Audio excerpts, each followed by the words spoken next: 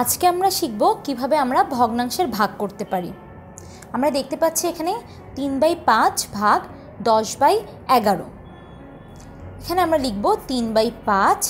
এই যে ভাগ চিহ্নটা থাকবে, ভাগ আসলে আমরা গুণ হিসেবে লিখব, এবং এই যে পরবর্তী ভগ্নাংশটা থাকবে এটা হর লবে যাবে এবং লব হরে চলে আসবে, এবং আমরা পরে একইভাবে এই লব দুটোকে গুণ করব অর্থাৎ 3 গুণন 11, এবং হর দুটোকে গুণ করব অর্থাৎ 5 গুণন 10 33/50। অর্থাৎ আসলে আমরা যখন ভগ্নাংশের ভাগ করি তখন যে দ্বিতীয় ভগ্নাংশটি থাকে সেটা বিপরীত অংশের সাথে আসলে আমরা প্রথম অংশটিকে গুণ করে থাকি। এখানে যেমন 10/11 ছিল আমাদের মূল ভগ্নাংশ, কিন্তু আমরা যেহেতু ভাগ করছি তাই গুণ করার সময় এই ভগ্নাংশটি উল্টিয়ে যাবে এবং এটা 11/10 হবে।